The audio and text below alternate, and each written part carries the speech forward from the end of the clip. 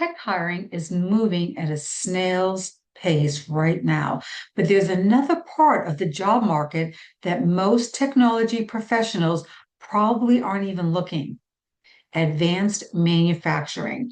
And there are more than 500,000 open manufacturing jobs right now. So before you say, I'm not working on an assembly line, hear me out. Because manufacturing industry that I'm talking about needs software developers, cybersecurity professionals, cloud and infrastructure engineers, data people, automation specialists, project managers, and supply chain technology professionals. And some of those jobs are paying upward of $135,000. So the question might not be, where did all the tech jobs go? The better question might be, where else are companies paying for the technology I already know? So, welcome to the first episode of Where the Jobs Are. Once a month, I'm going to be taking you into other industries that the hiring demand is high, and I'm going to show you where the jobs are, why the demand is there, which roles are benefiting, what skills can transfer, and most importantly, what you can do with that information. So today we're starting with advanced manufacturing.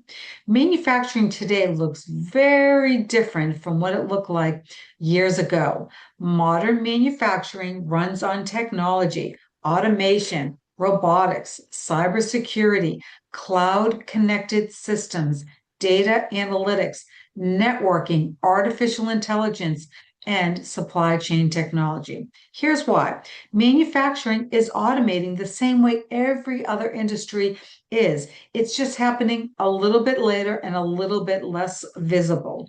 Plants that used to run primarily on people and machines, they are now running on sensors, software, data. That transformation doesn't happen without technologists. Someone has to build it, secure it, integrate it, and keep it running. That means manufacturers need technology talent, not as an afterthought, because the industry itself is changing. According to the National Association of Manufacturers, there are more than 500,000 manufacturing jobs openings this year. And when you look out a little bit further, the numbers get even a little bit more interesting. Research from Deloitte and the Manufacturing Institute estimates that manufacturers could need approximately 3.8 million additional workers between 2024 and 2033. And as many as 1.9 million of those jobs could go unfilled if employers cannot find the people that they need. So now that does not mean that there's 3.8 million jobs just still sitting there unopened. It means that there's a longer term workforce problem developing. And if you're planning your career right now, that matters especially. So if you're graduating now, or if you have fewer than 3 to 5 years of experience, you want to pay particular close attention to this because you have a bit of an advantage. You're not locked into an industry yet. Someone who has 15 to 20 years building a career in one sector may have to reposition themselves to move. You don't. This is one of the best times in your career to ask yourself this: where is demand going? So, if you study computer science, cybersecurity, engineering, data, information systems, supply chain, or project management, advanced manufacturing may deserve a place on your list to look. And for experienced technology professionals, the question is just slightly different. You may not need to reinvent yourself, you may need to rethink where your existing skills are valuable. Let's take software developers for an example. According to the Bureau of Labor Statistics, software developers working in manufacturing had a median annual wage of approximately $135,000. That was 2 years ago in 2024. So that does not sound much like the manufacturing career that you had in your head. But think about what manufacturers are building: connected equipment, automation systems, analytics platforms, supply chain systems, cloud infrastructure, production software, AI-enabled tools. They need people who can build and support all of that. So if you're a software developer, cybersecurity professional, infrastructure engineer, data professional, project manager, don't automatically eliminate an employer because the word manufacturing is attached to it. Look at the problem they're hiding. They're hiring someone to solve. Okay, so that's where a lot of us get stuck. We become attached to titles. I'm a software engineer. I'm an infrastructure manager. I'm a project manager. I'm a cybersecurity engineer. Okay, but what do you know how to do? What problems have companies paid you to solve? Maybe you automate processes. Maybe you secure networks. Maybe you modernize infrastructure. Maybe you analyze large amounts of data. Maybe you lead complicated technology projects.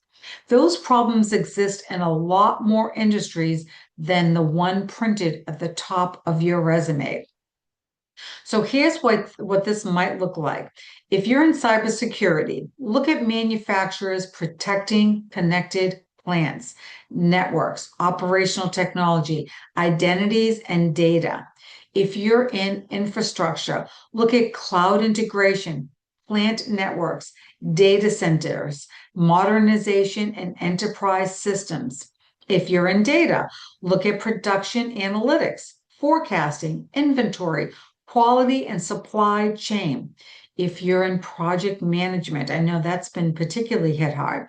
Look at ERP implementations, automation initiatives, plant modernization, and digital transformational programs. So, if you're in software, manufacturing companies have software problems too. And your next employer does not have to be a software company. Now, here's something you might want to try this week. If you're open to expanding your search, and I think you should, instead of searching a job board for manufacturing jobs, because that's going to give you everything. Pick three manufacturing companies, three. Go directly to their career page, then search using your skills and the problem you solve, not just the current title. Try terms like automation, cybersecurity, cloud, ERP, data, infrastructure, networks, analytics, DevOps, supply chain technology, software engineering, and then see what comes back. Then ask yourself, three questions. Could I credibly perform this job today? Is there relatively a small gap that I could close? Does this show me that my skills are more transferable than I thought?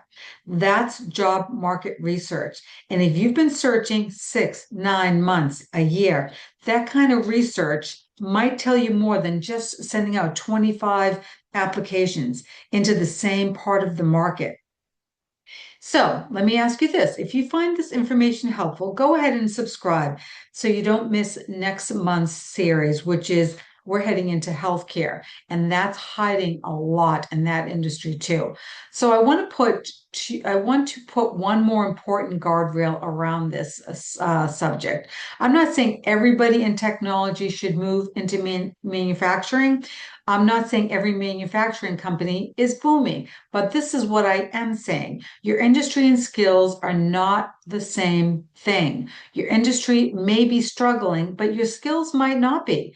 The opportunity could be somewhere you simply haven't looked yet. If you want help figuring out exactly how your background maps to opportunities like this, just comment strategy and I'll send you a 30-minute job search strategy check to help you get started because it's really important that you look at everything that's going on in the market and not pigeonhole yourself into one industry. So here's the question I want to leave you with. Where else are companies paying people to solve problems you already know how to solve? That's the question excuse me, that's the question behind where the jobs are. And make sure that you catch next month's episode because we're going to go into healthcare. And this is not about doctors or nurses. There's an enormous world of technology, data, cybersecurity, operations, project manager infrastructure, all sitting behind healthcare. So I hope this helps. Don't forget to subscribe and be careful out there.